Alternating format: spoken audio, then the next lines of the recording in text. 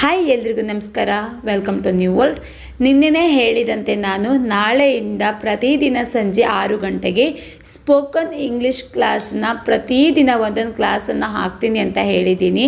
ಆದರೆ ನನಗೆ ಒಂದು ಕಮೆಂಟ್ ಬಂದಿದೆ, 6 ಗಂಟೆಗೆ ಬೇಡ ಅಕ್ಕ, 7 ಗಂಟೆಗೆ ಹಾಕಿ ಅಂತ ಹೇಳಿ. ಸೊ ಹಾಗಾಗಿ ನಾನು 7 ಗಂಟೆಗೆ ಪ್ರತಿದಿನ ನಿಮಗೆ ಸ್ಪೋಕನ್ ಇಂಗ್ಲೀಷ್ನ ಒಂದೊಂದು ಕ್ಲಾಸನ್ನು ಹಾಕ್ತೀನಿ. ನೀವು ಅದನ್ನು ಏನು ಮಾಡಬೇಕು ಅಂತ ಹೇಳಿದರೆ 2 ಟೈಮ್ಸ್ ಕೇಳಬೇಕು. ಅಂದರೆ 1 ಟೈಮ್ ಫುಲ್ಲಾಗಿ ಕೇಳಬೇಕು, ವಿಡಿಯೋ ಫುಲ್ಲಾಗಿ ಕೇಳಿಸ್ಕೊಳ್ಳಿ, ಅರ್ಥ ಮಾಡಿಕೊಳ್ಳೋದಕ್ಕೆ ಪ್ರಯತ್ನ ಪಡಿ. ನೆಕ್ಸ್ಟ್ ಇನ್ನೊಂದು ಸಲ ಅದನ್ನು ಬರೆದು ಇಟ್ಕೊಳ್ಳಿ. ನಾನು ನಿನ್ನೆನೇ ಹೇಳಿದ್ದೆ ಅಲ್ವಾ, ಒಂದು ನೋಟ್ಸ್, ಒಂದು ಪೆನ್ ಬೇಕು ಹೇಳಿ. ಒಂದು ನೋಟ್ಸಲ್ಲಿ ಸ್ಪೋಕನ್ ಇಂಗ್ಲೀಷ್ಗಂತಲೇ ಒಂದು ನೋಟ್ಸನ್ನು ರೆಡಿ ಮಾಡಿ ಇಟ್ಕೊಳ್ಳಿ. ಅದನ್ನು ಕ್ಲಿಯರಾಗಿ ಚೆಂದ ಮಾಡಿ ಬರೆದಿಟ್ಕೊಳ್ಳಿ. ಫಸ್ಟ್ ಕ್ಲಾಸ್, ಸೆಕೆಂಡ್ ಕ್ಲಾಸ್, ಹೀಗೆ ಕ್ಲಾಸ್ ವೈಸನ್ನು ನಿಮ್ಮ ನೋಟ್ಸಲ್ಲಿ ಚೆಂದ ಸೂಪರಾಗಿ ಬರೆದಿಟ್ಕೊಳ್ಬೇಕು. ಹಾಗೆ ಕ್ಲಾಸ್ ಫಸ್ಟಲ್ಲಿ ಆಗಿ ಬರೆದು ಮತ್ತೆ ಅರ್ಧ ಪೇಜ ಹಾಗೆ ಉಳಿದ್ರೆ ಆ ಪೇಜ್ನಲ್ಲಿ ಮತ್ತೆ ಕ್ಲಾಸ್ ಸೆಕೆಂಡ್ ಟು ಸ್ಟಾರ್ಟ್ ಮಾಡಿಬಿಡಿ, ಹೊಸ ಪೇಜಿಂದ ಶುರು ಮಾಡಿ. ಹಾಗೆ ನಾನು ಹೇಳಿದ್ದನ್ನು ಸರಿಯಾಗಿ ಕೇಳಿಸ್ಕೊಳ್ಳಿ. ಯಾವುದೇ ಕಾರಣಕ್ಕೂ ಕ್ಲಾಸನ್ನು ಮಿಸ್ ಮಾಡ್ಕೊಳ್ಬೇಡಿ. ಪ್ರತಿದಿನ ಸೇಮ್ ಟೈಮಲ್ಲಿ ನಿಮಗೆ ಒಂದು ವೇಳೆ ನಾನು 7 ಗಂಟೆಗೆ ಹಾಕಿದ್ದು ಆವಾಗ ನೋಡ್ಲಿಕ್ಕೆ ಆಗಿಲ್ಲ ಅಂದರೆ ಪರವಾಗಿಲ್ಲ ಬಿಡಿ, ನಿಮಗೆ ಯಾವ ಟೈಮ್ ಸೂಟ್ ಆಗುತ್ತೆ ಅದೇ ಟೈಮಲ್ಲಿ ನೀವು ಈ ವಿಡಿಯೋನ ನೋಡಿ ಮತ್ತೆ ಇನ್ನೊಂದ್ಸಲ ನೋಟ್ಸಲ್ಲಿ ಕರೆಕ್ಟಾಗಿ ಬರೆದುಕೊಳ್ಳಿ. ಆದರೆ ಡೈಲಿ ಇವತ್ತಿಂದ ಇವತ್ತೇ ನೀವು ಕಲ್ತ್ಕೊಳ್ಬೇಕು, ಇವತ್ತಿಂದ ಇವತ್ತೇ ನೀವು ಬರ್ಕೊಳ್ಬೇಕು. ನಾಳೆ ನೆಕ್ಸ್ಟ್ ಕ್ಲಾಸ್ಗೆ ಬರುವಾಗ ನೀವು ಹಿಂದಿನ ಕ್ಲಾಸಲ್ಲಿ ಆಗಿರುವ ಪ್ರತಿಯೊಂದು ಸೆಂಟೆನ್ಸನ್ನು ನೀವು ಕರೆಕ್ಟಾಗಿ ತಿಳ್ಕೊಂಡಿರಬೇಕು. ನಾನು ಸ್ಟಾರ್ಟಿಂಗಲ್ಲಿ ಬೇಸಿಕ್ ಮಾತ್ರ ಹೇಳಿಕೊಡ್ತಾ ಇದ್ದೀನಿ. ಸ್ಟಾರ್ಟಿಂಗಲ್ಲಿ ಸ್ಟೆಪ್ ಬೈ ಸ್ಟೆಪ್ ಹೇಳಿಕೊಡ್ತೀನಿ. ಅದರಲ್ಲಿ ಮೊದಲಿಗೆ ಸ್ಮಾಲ್ ವರ್ಡ್ಸಿಂದನೇ ಶುರು ಮಾಡ್ತೀನಿ. ಬೇಸಿಕ್ಕಿಂದನೇ ನಾವು ಕರೆಕ್ಟಾಗಿ ಕಲ್ತ್ಕೊಂಡಿರಬೇಕು. ನಂತರ ದೊಡ್ಡ ಸೆಂಟೆನ್ಸನ್ನು ಅದು ಹೇಳ್ತೀನಿ. ನೆಕ್ಸ್ಟ್ ನೀವೇ ಇನ್ನೊಂದು ಸೆಂಟೆನ್ಸನ್ನು ರೆಡಿ ಮಾಡ್ಕೊಳ್ಬೇಕು. ಆ ರೀತಿಯಾಗಿ ನೀವು ಕಲ್ತ್ಕೊಳ್ಬೇಕು. ಇವತ್ತು ನಾನು ಕ್ಲಾಸ್ ಬಗ್ಗೆ ಕೆಲವೊಂದಿಷ್ಟು ಮಾಹಿತಿನ ಹೇಳಿರೋದ್ರಿಂದ ವಿಡಿಯೋ ಸ್ವಲ್ಪ ದೊಡ್ಡದಾಗಿದೆ ಅಷ್ಟೇ. ಆದರೆ ಪ್ರತಿದಿನ ನಾನು 20 ಸೆಂಟೆನ್ಸನ್ನು ಅಷ್ಟೇ ನಾನು ಹೇಳ್ತೀನಿ. ಅಂದರೆ ಜಾಸ್ತಿ ಹೇಳಿದರೆ ನಿಮಗೂ ಕೂಡ ಸ್ವಲ್ಪ ಕಷ್ಟ ಆಗುತ್ತೆ, ಟೈಮ್ ಬೇಕು ಅಲ್ವಾ. ಸೊ ಹಾಗಾಗಿ ಸ್ವಲ್ಪನೇ ನಾನು ಸ್ವಲ್ಪದಿಂದಲೇ ಸ್ಟಾರ್ಟ್ ಮಾಡ್ತೀನಿ. ಓಕೆ, ಇವಾಗ ಕ್ಲಾಸನ್ನು ಸ್ಟಾರ್ಟ್ ಮಾಡೋಣ. ಹೆಲೋ, ನಮಸ್ಕಾರ. ಹೆಲೋ, ಯಾರಾದರೂ ನಮಗೆ ಎದುರುಗಡೆ ಸಿಕ್ಕಿದಾಗ ನಾವೇನು ಹೇಳ್ತೀವಿ? ಕನ್ನಡದಲ್ಲಿ ನಮಸ್ಕಾರ ಅಂತ ಹೇಳ್ತೀವಿ. ಅದೇ ಇಂಗ್ಲೀಷ್ನಲ್ಲಿ ಹೇಳೋದಾದರೆ ಹಾಯ್, ಹೆಲೋ ಈ ರೀತಿಯಾಗಿ ಹೇಳ್ತೀವಿ ಅಲ್ವಾ. ಹಾಗೆ ಎದುರುಗಡೆ ಯಾರಾದರೂ ಸಿಕ್ಕಿದರೆ ಹೆಲೋ ಅಂತ ಹೇಳಿದರೆ ನೀವು ಕೂಡ ಹೆಲೋ ಅಂತ ಹೇಳಿ. ಓಕೆ, ಸೆಕೆಂಡ್ ಲೈನ್, ಹಾಯ್ ಹೇಳಿದ ಮೇಲೆ ಏನು ಹೇಳ್ತೀರಾ? ಇವಾಗ ಕನ್ನಡದಲ್ಲಿ ಹಾಯ್ ನಮಸ್ಕಾರ ಅಂತ ಹೇಳಿದ ಮೇಲೆ ಹೇಗಿದ್ದೀರಾ ಅಂತ ಕೇಳ್ತೀವಿ ಅಲ್ವಾ. ಹಾಗೆ ಇಂಗ್ಲೀಷ್ನಲ್ಲಿ ಹೇಗೆ ಕೇಳೋದಂತ ಹೇಳಿದರೆ how are you, hi, hello, how are you ಹೀಗೆ ಹೇಳೋದಲ್ವಾ. ಹಾಗೆ ಹೌ ಆರ್ ಯು ಅಂತ ಹೇಳಿದರೆ ನೀವು ಹೇಗಿದ್ದೀರಿ ಅಂತ ಹೇಳೋದು, ಅಥವಾ ನೀನು ಹೇಗಿದ್ದೀಯಾ, ಎರಡಕ್ಕೂ ಹೌ ಆರ್ ಯು ಅಂತಲೇ ಹೇಳೋದು. ನೀವು ಅಂತ ಹೇಳಬೇಕಾದ್ರೂ ಹೌ ಆರ್ ಯು, ನೀನು ಅಂತ ಹೇಳಬೇಕಾದ್ರೂ, ನೀನು ಹೇಗಿದ್ದೀಯಾ ಅಂತ ಹೇಳಬೇಕಾದ್ರೂ ಹೌ ಆರ್ ಯು ಅಂತಲೇ ಹೇಳೋದು. ಓಕೆ, ಇವಾಗ ಹೌ ಆರ್ ಯು ಅಂತ ಹೇಳಿ ಎದುರುಗಡೆ ಇದ್ದವರು ಕೇಳಿದರು ಅಥವಾ ನೀವೇ ಕೇಳಿದ್ರಿ, ಉತ್ತರ ಯಾವ ರೀತಿಯಾಗಿರಬೇಕು? ನಿಮ್ಮ ಫ್ರೆಂಡ್ ಹೌ ಆರ್ ಯು ಅಂತ ಕೇಳಿದಾಗ ನಿಮ್ಮ ಉತ್ತರ ಯಾವ ರೀತಿಯಾಗಿರಬೇಕು? I am fine, I am good ಅಂತಲೂ ಹೇಳ್ತಾರೆ. ಬಟ್ ನಾ ಹೇಳಿದ್ನಲ್ಲ, ಬೇಸಿಕ್ಕಿಂದ ಸ್ಟಾರ್ಟ್ ಮಾಡ್ತೀನಿ. ಹಾಗಾಗಿ ಫಸ್ಟಾಗಿ ಬೇಸಿಕ್ಕಲ್ಲಿ ಐ ಆಮ್ ಫೈನ್ ಅಂತಲೇ ಹೇಳೋದು. ನೀವು ಸ್ಕೂಲಲ್ಲಿ ಇವಾಗ 5ನೇ ಕ್ಲಾಸಲ್ಲೆಲ್ಲ ಹೇಳಿಕೊಡ್ತಾರೆ ಅಲ್ವಾ. ಹೌ ಆರ್ ಯು ಅಂತ ಕೇಳಿದಾಗ ಐ ಆಮ್ ಫೈನ್ ಅಂತಲೇ ಹೇಳಿಕೊಟ್ಟಿರೋದಲ್ವಾ. ಹಾಗಾಗಿ ಹೌ ಆರ್ ಯು ಅಂತ ಕೇಳಿದಾಗ ಐ ಆಮ್ ಫೈನ್, ನಾನು ಚೆನ್ನಾಗಿದ್ದೇನೆ ಅಂತ. Next, what is your name, ನಿಮ್ಮ ಹೆಸರು ಏನು? What is your name, what is your name. What next your ಯಾವ ರೀತಿಯಾಗಿರಬೇಕು? My name is Ratna, my name is Shanvika, my name is Sangeetha. ನಿಮ್ಮ ಹೆಸರೇನು? My name is Ganesha. ಈ ರೀತಿಯಾಗಿ ನಿಮ್ಮ ಹೆಸರನ್ನು ಹೇಳಬೇಕು. ನನ್ನ ಹೆಸರು ರತ್ನ, ನನ್ನ ಹೆಸರು ಶಾನ್ವಿಕಾ, ಈ ರೀತಿಯಾಗಿ. ಓಕೆ, ನೆಕ್ಸ್ಟ್, ಯಾರಾದರೂ ಒಬ್ಬರು ನಿಮಗೆ ಸಹಾಯ ಮಾಡಿರ್ತಾರೋ ಆವಾಗ ನೀವು ಏನು ಹೇಳಬೇಕು? ಥ್ಯಾಂಕ್ ಯು ಅಂದರೆ ಧನ್ಯವಾದಗಳು, ಥ್ಯಾಂಕ್ ಯು ಅಂತ ಹೇಳಬೇಕು. Next, you are welcome. ನಿಮಗೆ ಯಾರು ಥ್ಯಾಂಕ್ ಯು ಅಂತ ಹೇಳಿರ್ತಾರೆ, ಧನ್ಯವಾದನ ಸಲ್ಲಿಸಿರ್ತಾರೆ. ಆವಾಗ ನಿಮಗೆ ನೀವು ಅದರ ರಿಪ್ಲೈ ಯಾವ ರೀತಿಯಾಗಿ ಸ್ವೀಕರಿಸಬೇಕು? You are welcome. ಇನ್ಮೇಲೆ ಅಭ್ಯಾಸ ಮಾಡಿಕೊಳ್ಳಿ. ಯಾರಾದರೂ ನಿಮಗೆ ಥ್ಯಾಂಕ್ ಯು ಹೇಳಿದಾಗ ಏನು ಹೇಳಬೇಕು? ನೀವು ಯು ಆರ್ ವೆಲ್ಕಮ್ ಅಂತ ಹೇಳಬೇಕು, ಆಯಿತಾ?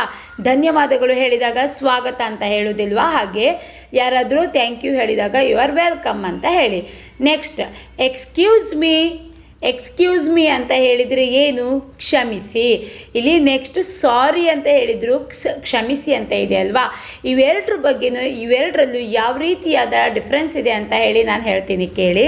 ಇಲ್ಲಿ ಎಕ್ಸ್ಕ್ಯೂಸ್ ಮೀ ಅಂತ ಹೇಳಿದಾಗಲೂ ಕ್ಷಮಿಸಿ ಅನ್ನೋ ಅರ್ಥ ಬರುತ್ತೆ ಅಲ್ವಾ? ಅಂದರೆ ಈ ಎಕ್ಸ್ಕ್ಯೂಸ್ ಮೀ ಅಂತ ಹೇಳುವುದು ಯಾವಾಗ ಅಂತ ಹೇಳಿದರೆ, ಯಾರೋ ಒಂದು 3-4 ಜನ ಗುಂಪಿನಲ್ಲಿ ಇರ್ತಾರೆ. ಆವಾಗ ದಾರಿ ಮಧ್ಯೆ ನಿಂತ್ಕೊಂಡು ಅವರು ಮಾತನಾಡ್ತಾ ಇರ್ತಾರೆ. ಆವಾಗ ನೀವೇನು ಹೇಳಬೇಕು? ನಿಮಗೆ ದಾರಿ ಬೇಕಲ್ವಾ, ಮುಂದೆ ನೀವು ಹೋಗಬೇಕು. ಆವಾಗ ಏನು ಹೇಳೋದು? ಎಕ್ಸ್ಕ್ಯೂಸ್ ಮೀ ಅಂತ ಹೇಳಿ ಇಷ್ಟೇ ಹೇಳಿದರೆ ಸಾಕು. ಎಕ್ಸ್ಕ್ಯೂಸ್ ಮೀ ಅಂತ ಹೇಳಿದರೆ ಅವರು ದಾರಿಯನ್ನು ಬಿಟ್ಟು ಸೈಡ್ಗೆ ಹೋಗ್ತಾರೆ, ನೀವು ಮುಂದೆ ಹೋಗ್ಬೋದು ಅಲ್ವಾ? ಹಾಗೆ ನೀವು ಹೋಗುವ ದಾರಿ ಮಧ್ಯೆ ಯಾರಾದರೂ ಗುಂಪು ಕಟ್ಕೊಂಡು ನಿಂತ್ಕೊಂಡಿದ್ರೆ ಅಥವಾ ಒಂದಿಬ್ಬರು ನಿಂತ್ಕೊಂಡಿದ್ರೆ ನಿಮಗೆ ದಾರಿ ಬಿಡ್ತಾ ಇಲ್ಲ ಅಂತ ಹೇಳಿದರೆ, ಅವರೇನೋ ಅವ್ರದ್ದೇ ಯೋಚನೆಯಲ್ಲಿದ್ದರೆ ಆವಾಗ ನೀವು ಏನು ಹೇಳಬೇಕು? ಎಕ್ಸ್ಕ್ಯೂಸ್ ಮೀ ಅಂತ ಹೇಳಿದರೆ ಅವರು ನಿಮಗೆ ಸೈಡನ್ನು ಬಿಡ್ತಾರೆ. ನೆಕ್ಸ್ಟ್ ಮತ್ತು ಯಾವಾಗ ಅಂತ ಹೇಳಿದರೆ, ಕ್ಲಾಸ್ ರೂಮಲ್ಲಿ ಅಂತಲೇ ಇಟ್ಕೊಳ್ಳಿ, ಇಲ್ಲ ಆಫೀಸಲ್ಲಿ, ಹಾಸ್ಪಿಟಲ್ನಲ್ಲಿ ಡಾಕ್ಟರ್, ಸರ್ಸ್ ಈ ರೀತಿಯಾಗಿ ಅವರು ಫೈಲ್ ನೋಡ್ತಾ ಇರ್ತಾರೆ, ಏನೋ ಒಂದು ಕೆಲಸ ಮಾಡ್ತಾ ಇರ್ತಾರೆ, ಇಲ್ಲ ಅವರು ಇನ್ನೊಬ್ಬರ ಜೊತೆ ಮಾತನಾಡ್ತಾ ಇರ್ತಾರೆ. ಆವಾಗ ನಿಮಗೆ ಅರ್ಜೆಂಟ್ ಆಗಿರಬೇಕು, ಇಲ್ಲ ಒಳಗಡೆ ಹೋಗಲೇಬೇಕು, ಯಾರೂ ಇಲ್ಲ, ಅವರೊಬ್ಬರೇ ಇದ್ಕೊಂಡು ಏನೋ ಫೈಲ್ ನೋಡ್ತಿದ್ದಾರೆ ಅಂತ ಇಟ್ಕೊಳ್ಳಿ. ಆವಾಗ ನೀವು ಹೊರಗಡೆ ಡೋರಲ್ಲಿ ನಿಂತ್ಕೊಂಡು ಏನು ಹೇಳ್ತೀರಾ? Excuse me, may I come in ಅಂತ ಕೇಳ್ತೀರಾ ಅಲ್ವಾ? ಹಾಗೆ ಎಕ್ಸ್ಕ್ಯೂಸ್ ಮೀ ಅಂದರೆ ಅವರ ಗಮನನ ನೀವು ನಿಮ್ಮ ಕಡೆ ಎಳ್ಕೊಳ್ಳೋದು. ಅಂದರೆ ಇವಾಗ ಆಫೀಸಲ್ಲಿ ಅಥವಾ ಕ್ಲಾಸ್ ರೂಮಲ್ಲಿ ಯಾವುದೋ ಒಂದು ಸರ್ ಏನೋ ಒಂದು ಕೆಲಸ ಮಾಡ್ತಾ ಇದ್ದಾರೆ ಅಥವಾ ಬರೀತಾ ಇದ್ದಾರೆ ಅಥವಾ ಫೈಲ್ ನೋಡ್ತಾ ಇದ್ದಾರೆ. ಆವಾಗ ನೀವು ಸೀದಾ ಹೋಗಿ ಒಂದು ಕ್ಲಾಸ್ ರೂಮ್ ಒಳಗೆ ಹೋಗಿ ನುಗ್ಗಿ ಬಿಡ್ತೀರಾ, ಇಲ್ಲ ಆಫೀಸ್ ರೂಮಲ್ಲಿ ಇಲ್ಲ ಎಲ್ಲಾದರೂ ಹೋಗಿ ನುಗ್ಗಿ ಬಿಡ್ತೀರಾ. ಅವ್ರ ಹತ್ರ ಏನು ಪರ್ಮಿಷನ್ ತಗೊಂಡು ನೀವು ಒಳಗಡೆ ಹೋಗಬೇಕು ಅಲ್ವಾ? ಆವಾಗ ಕೇಳುವಾಗ ಯಾವ ರೀತಿಯಾಗಿ ಕೇಳೋದು? ಅವ್ರು ಏನೇ ಕೆಲಸ ಮಾಡ್ತಾ ಇರಲಿ ಆವಾಗ ಎಕ್ಸ್ಕ್ಯೂಸ್ ಮೀ ಅಂತ ಹೇಳಬೇಕು. Excuse me, may I come in ಅಂತ, ನಾನು ಒಳಗಡೆ ಬರುವುದಾ ಅಂತ ಹೇಳೋದು. ಅಂದರೆ ಎಕ್ಸ್ಕ್ಯೂಸ್ ಮೀ, ಅವರು ಫ್ರೀಯಾಗಿದ್ದರೆ ಅಥವಾ ಅವರು ಅಂಥ ದೊಡ್ಡ ಕೆಲಸ ಮಾಡ್ತಾ ಇಲ್ಲ ಅಂತ ಹೇಳಿದರೆ, ನೀವು ಒಳಗಡೆ ಬರಲಿಕ್ಕೆ ಪರ್ಮಿಷನ್ ಇದ್ದರೆ ಅವ್ರು ನಿಮ್ಮ ಕಡೆ ನೋಡ್ತಾರೆ, ಬರಲಿ ಎಸ್ ಕಮ್ ಇನ್ ಅಂತ ಹೇಳ್ತಾರೆ. ಇಲ್ಲ ಅವರು ಅರ್ಜೆಂಟಾಗಿ ಏನೋ ಕೆಲಸ ಮಾಡ್ತಿದ್ದಾರೆ ಅಂತ ಹೇಳಿದರೆ ಸ್ವಲ್ಪ ಸುಮ್ಮನೆ ಇರ್ತಾರೆ, ಇಲ್ಲ ಅದಕ್ಕೆ ತಕ್ಕನಾದ ಏನು ಅಂತ ಹೇಳಿ ರಿಪ್ಲೈ ಕೊಡ್ತಾರೆ. ಹಾಗಾಗಿ ಒಳಗಡೆ ಹೋಗಬೇಕಾದ್ರೆ excuse me, may I come in, ಇದರ ಬಗ್ಗೆ ನಾನು ನೆಕ್ಸ್ಟ್ ಹೇಳ್ತೀನಿ. ಇವಾಗ ನಿಮಗೆ ಎಕ್ಸಾಂಪಲ್ ಕೊಟ್ಟಿದ್ದು ಎಕ್ಸ್ಕ್ಯೂಸ್ ಮೀ. ಈ ರೀತಿಯಾಗಿ ಅವರ ಗಮನನ ನಿಮ್ಮ ಕಡೆ ಎಳ್ಕೊಳ್ಳೋದು. ಆವಾಗ ಈ ಎಕ್ಸ್ಕ್ಯೂಸ್ ಮೀ ಅನ್ನೋ ಪದನ ಯೂಸ್ ಮಾಡ್ತಾರೆ. ನೆಕ್ಸ್ಟ್ ಸಾರಿ ಅಂತ ಹೇಳಿದ್ರು ಕೂಡ ಕ್ಷಮಿಸಿನೇ ಅಲ್ವಾ? ಇದು ಯಾವಾಗ ಕೇಳುವುದು ಅಂತ ಹೇಳಿದರೆ, ಏನಾದರೂ ತಪ್ಪು ಮಾಡಿದಾಗ, ಇನ್ನೊಬ್ಬ ವ್ಯಕ್ತಿಗೆ ನೀವೇನಾದರೂ ತಪ್ಪು ಮಾಡಿದಾಗ, ಆವಾಗ ತಪ್ಪು ನಡೆದಾಗ ಅವ್ರ ಹತ್ರ ಕ್ಷಮೆ ಕೇಳುವಾಗ ಸಾರಿ ಅಂತ ಹೇಳೋದು. ಓಕೆ, ಇವಾಗ ಇದು ಎಲ್ರಿಗೂ ಗೊತ್ತಿರುತ್ತೆ ಸಾರಿ ಅನ್ನೋ ಪದ, ಹಾಗಾಗಿ ನಾನು ಅದರ ಬಗ್ಗೆ ಜಾಸ್ತಿ ಎಕ್ಸ್ಪ್ಲೇನ್ ಮಾಡ್ತಾ ಇಲ್ಲ. ಸಿ ಯು ಅಗೈನ್ ಅಂದರೆ ಮತ್ತೆ ಭೇಟಿಯಾಗೋಣ. ಸಿ ಯು ಅಗೈನ್ ಅಂತ ಹೇಳಿದರೆ ಮತ್ತೆ ಭೇಟಿಯಾಗೋಣ. ಇವಾಗ ನೀವು ಯಾರ ಜೊತೆನೋ ಮಾತಾಡ್ತಾ ಇದ್ದೀರಾ, ಅವರಿಗೆ ನೆಕ್ಸ್ಟ್ ಹೋಗುವಾಗ ಸರಿ ಬರ್ತೆ, ಸಿ ಯು ಅಗೈನ್ ಅಂತ ಹೇಳೋದು. ಓಕೆ, ನೆಕ್ಸ್ಟ್ ಗುಡ್ ಮಾರ್ನಿಂಗ್ ಅಂದರೆ ಶುಭೋದಯ. ಇದು ಎಲ್ರಿಗೂ ಗೊತ್ತಿರುವ ಪದನೇ ಗುಡ್ ಮಾರ್ನಿಂಗ್. ನೆಕ್ಸ್ಟ್ ಇದು ಯಾವಾಗ ಹೇಳೋದು? ಶುಭೋದಯ. ಬೆಳಿಗ್ಗೆ ಹೇಳುವಾಗ, ಬೆಳಿಗ್ಗೆ ಯಾರಾದರೂ ಸಿಗುವಾಗ ಅಥವಾ ಬೆಳಿಗ್ಗೆ ಯಾರ ಜೊತೆನಾದರೂ ಫೋನಲ್ಲಿ ಮಾತನಾಡುವಾಗ ಆವಾಗ ಗುಡ್ ಮಾರ್ನಿಂಗ್ ಅಂತ ಹೇಳಿ ಸ್ಟಾರ್ಟ್ ಮಾಡಬೇಕು. ಅದೇ ಮಧ್ಯಾಹ್ನ ಯಾರಿಗಾರು ಕಾಲ್ ಮಾಡಿದಾಗ ಅಥವಾ ಬೇರೆ ಮಧ್ಯಾಹ್ನ ಯಾರಾದರೂ ಸಿಕ್ಕಿದಾಗ ಅವರಿಗೆ ಏನು ಹೇಳೋದು? ಗುಡ್ ಆಫ್ಟರ್ನೂನ್ ಅಂದರೆ ಶುಭ ಮಧ್ಯಾಹ್ನ. ಮಧ್ಯಾಹ್ನ ಹೇಳೋದಕ್ಕೆ, ಶುಭ ಮಧ್ಯಾಹ್ನ ಅಂತ ಹೇಳೋದಕ್ಕೆ ಗುಡ್ ಆಫ್ಟರ್ನೂನ್ ಅಂತ ಹೇಳೋದು. ನೆಕ್ಸ್ಟ್ ಗುಡ್ ಈವ್ನಿಂಗ್ ಅಂತ ಯಾವಾಗ ಹೇಳೋದು? ಶುಭ ಸಂಜೆ. ಸಂಜೆ ಯಾರಾದರೂ ನಿಮಗೆ ಸಿಕ್ಕಿದಾಗ ಅಥವಾ ಸಂಜೆ ಯಾರಾದರೂ ನಿಮಗೆ ಕಾಲ್ ಮಾಡಿದಾಗ ಈ ರೀತಿಯಿಂದಲೇ ಶುರು ಮಾಡಿ. ನೀವು ಶುರು ಮಾಡಿದರೆ ನಿಮ್ಮ ಎದುರುಗಡೆ ಇರುವವರು ಶುರು ಮಾಡ್ತಾರೆ. ಪ್ರತಿದಿನ ನೀವು ಈ ಪದನೆಲ್ಲ ನೀವು ಯೂಸ್ ಮಾಡಬೇಕು, ಆವಾಗ ನಿಮಗೆ ನೆನಪಿನಲ್ಲಿ ಹಾಗೆ ಉಳಿಯುತ್ತೆ. ಗುಡ್ ಈವ್ನಿಂಗ್ ಅಂತ ಸಂಜೆ ಮಾತನಾಡುವಾಗ ಗುಡ್ ಈವ್ನಿಂಗ್ ಅಂತ ಹೇಳಿ ಸ್ಟಾರ್ಟ್ ಮಾಡೋದು. ನೆಕ್ಸ್ಟ್ ರಾತ್ರಿ ಮಲಗುವಾಗ ಎಲ್ಲರೂ ಹೇಳ್ತೀವಿ ಅಲ್ವಾ, ಗುಡ್ ನೈಟ್ ಅಂತ ಹೇಳಿದರೆ ಎಲ್ರಿಗೂ ಅರ್ಥ ಆಗುತ್ತೆ. ಅಂದರೆ ಶುಭ ರಾತ್ರಿ ಅನ್ನೋದಕ್ಕೆ good night. Next please sit down ಅಂದರೆ ದಯವಿಟ್ಟು ಕುಳಿತುಕೊಳ್ಳಿ. ಪ್ಲೀಸ್ ಸಿಟ್ ಡೌನ್ ಅಂತ ಹೇಳಿದರೆ ದಯವಿಟ್ಟು ಕುಳಿತುಕೊಳ್ಳಿ. ನಿಮ್ಮ ಮಕ್ಕಳ ಜೊತೆಗೆ ಮಾತನಾಡಿ, ಇಲ್ಲ ಮಕ್ಕಳೇ ಸ್ಟೂಡೆಂಟ್ಸೇ ನೋಡ್ತಾ ಇದ್ದರೆ ನಿಮ್ಮ ಪೇರೆಂಟ್ಸ್ ಜೊತೆಗೆ ಮಾತನಾಡಿ, ನಿಮ್ಮ ಫ್ರೆಂಡ್ಸ್ ಜೊತೆ ಮಾತನಾಡಿ, ನಿಮ್ಮ ಅಕ್ಕನೋ ಅಣ್ಣನೋ ತಮ್ಮನೋ ಅಣ್ಣನೋ ಇವ್ರ ಜೊತೆ ಮಾತನಾಡಿ. ಅಂತೂ ಡೈಲಿ ನೀವು ಈ ಪದನ ಯೂಸ್ ಮಾಡಬೇಕು. ಡೈಲಿ ಯೂಸ್ ಮಾಡುವ ಪದನೇ ನಾನು ಫಸ್ಟ್ ನಿಮಗೆ ಹೇಳಿಕೊಡ್ತಾ ಇದ್ದೀನಿ. Please sit down. Next, please come in. ದಯವಿಟ್ಟು ಒಳಗೆ ಬನ್ನಿ. ನಾನು ಆವಾಗಲೇ ಹೇಳಿದೆ ಅಲ್ವಾ, ಮೇ ಐ ಕಮ್ ಇನ್ ಅಂತ ಕೇಳಿದಾಗ ಎಸ್ ಕಮ್ ಇನ್ ಅಂತ ಹೇಳ್ತಾರೆ. ಪ್ಲೀಸ್ ಕಮ್ ಇನ್ ಅಂತ ಹೇಳಿ ಬೇರೆ ಯಾರಾದರೂ ದೊಡ್ಡವರು ಹಿರಿಯರಿಗೆ ಹೇಳುವಾಗ please come in, please come in. ಒಳಗಡೆ ಮನೆಯಲ್ಲಿ ಯಾರಾದರೂ ಬಂದಾಗ, ಮನೆಗೆ ಯಾರು ಬಂದಾಗ ಅವಾಗ ಅವರನ್ನು ಹೇಳಿ ಪ್ಲೀಸ್ ಕಮ್ ಇನ್. ಈ ರೀತಿಯಾಗಿ ಗೆಸ್ಟನ್ನು ವೆಲ್ಕಮ್ ಮಾಡೋದು. ಪ್ಲೀಸ್ ಕಮ್ ಇನ್, ಒಳಗಡೆ ಬನ್ನಿ ದಯವಿಟ್ಟು ಅಂತ ಹೇಳಿ. ವೇಟ್ ಎ ಮಿನಿಟ್, ಇದನ್ನು ಕೂಡ ನಾವು ಡೈಲಿ ಯೂಸ್ ಮಾಡುವ ಪದನೇ, ಸೆಂಟೆನ್ಸೇ. ವೇಟ್ ಎ ಮಿನಿಟ್, ಒಂದು ನಿಮಿಷ ಕಾಯಿರಿ. ಯಾರೋ ನಿಮ್ಮ ಹತ್ರ ಏನೋ ಕೆಲಸ ಹೆಲ್ಪ್ ಕೇಳಿರ್ತಾರೆ, ಏನೋ ಕೆಲಸ ಮಾಡಲಿಕ್ಕೆ ಹೇಳಿರ್ತಾರೆ. ಆವಾಗ ನೀವು ಸ್ವಲ್ಪ ಬ್ಯುಸಿಯಾಗಿರ್ತಾರೆ. ಆವಾಗ ಏನು ಹೇಳೋದು? ವೇಟ್ ಎ ಮಿನಿಟ್, ಒಂದು ನಿಮಿಷ ಕಾಯಿರಿ, ವೇಟ್ ಎ ಮಿನಿಟ್ ಅಂತ ಹೇಳೋದು. ಇದನ್ನು ಇವತ್ತಿನಿಂದಲೇ ಶುರು ಮಾಡ್ಕೊಳ್ಳಿ, ಆಯಿತಾ? ನೆಕ್ಸ್ಟ್, ಐ ಡೋಂಟ್ ಅಂಡರ್ಸ್ಟ್ಯಾಂಡ್, ನನಗೆ ಅರ್ಥವಾಗುತ್ತಿಲ್ಲ. ಐ ಡೋಂಟ್ ಅಂಡರ್ಸ್ಟ್ಯಾಂಡ್, ನನಗೆ ಅರ್ಥ ಆಗುತ್ತಿಲ್ಲ. ಯಾರು ಏನೋ ನಿಮ್ಮ ಹತ್ರ ಹೇಳ್ತಿರ್ತಾರೆ, ಆವಾಗ ನಿಮಗೆ ಅದು ಅರ್ಥ ಆಗ್ತಾ ಇಲ್ಲ. ಕನ್ನಡದಲ್ಲಿ ಹೇಳಬೇಡಿ, ಸ್ವಲ್ಪ ಇಂಗ್ಲೀಷನ್ನು ಕಲಿಯೋ ತನಕ ಇಂಗ್ಲೀಷ್ನಲ್ಲೇ ಮಾತನಾಡಿ.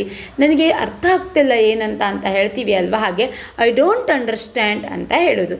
ನೆಕ್ಸ್ಟ್, ನನಗೆ ಅರ್ಥ ಆಯಿತು ಅನ್ನೋದ್ರ ಬಗ್ಗೆನೂ ನಾನು ನೆಕ್ಸ್ಟ್ ವಿಡಿಯೋದಲ್ಲಿ ಹೇಳ್ತೀನಿ. ಇವಾಗ ಐ ಡೋಂಟ್ ಅಂಡರ್ಸ್ಟ್ಯಾಂಡ್ ಅನ್ನೋದ್ರ ಬಗ್ಗೆ ಮಾತ್ರ ನಾನಿಲ್ಲಿ ಹೇಳಿದ್ದೀನಿ, ನನಗೆ ಅರ್ಥ ಆಗುತ್ತಿಲ್ಲ. Next, can you help me, ನೀವು ನನಗೆ ಸಹಾಯ ಮಾಡುತ್ತೀರಾ? Can you help me, can you help me. Help me ಅಂದರೆ ನನಗೆ ಸಹಾಯ ಮಾಡುತ್ತೀರಾ, ನೀವು ನನಗೆ ಸಹಾಯ ಮಾಡುತ್ತೀರಾ ಅಂತ ಕೇಳುವಾಗ can you help me, please can you help me. ನೀವು ನನಗೆ ದಯವಿಟ್ಟು ಸಹಾಯ ಮಾಡ್ತೀರಾ? Please can you help me. Can you help me, ನೀವು ನನಗೆ ಸಹಾಯ ಮಾಡುತ್ತೀರಾ? ನೀನು ನನಗೆ ಸಹಾಯ ಮಾಡುತ್ತೀಯಾ? ಕ್ಯಾನ್ ಯು ಹೆಲ್ಪ್ ಮೀ ಅಂತ ಕೇಳೋದು. I can speak a little English ಅಂದರೆ ನನಗೆ ಸ್ವಲ್ಪ ಇಂಗ್ಲೀಷ್ ಮಾತನಾಡಲು ಬರುತ್ತಿದೆ ಅಂತ.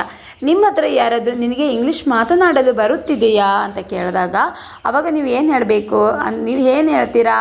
I can speak a little English, ನನಗೆ ಸ್ವಲ್ಪ ಇಂಗ್ಲೀಷ್ ಮಾತನಾಡಲು ಬರುತ್ತಿದೆ. ನೆಕ್ಸ್ಟ್, ನೀವು ಇದೇ ಮಾತನ್ನು ನನಗೆ ಸ್ವಲ್ಪ ಇಂಗ್ಲೀಷ್ ಬರುತ್ತಿದೆ ಅಂತ ಹೇಳುವಾಗ ಇರಬಾರ್ದು. ಅಂತಂದರೆ ನೀವು ಡೈಲಿ ಈ ಕ್ಲಾಸನ್ನು ನೋಡಬೇಕು. I can speak a little English, ನನಗೆ ಸ್ವಲ್ಪ ಇಂಗ್ಲೀಷ್ ಮಾತನಾಡಲು ಬರುತ್ತಿದೆ.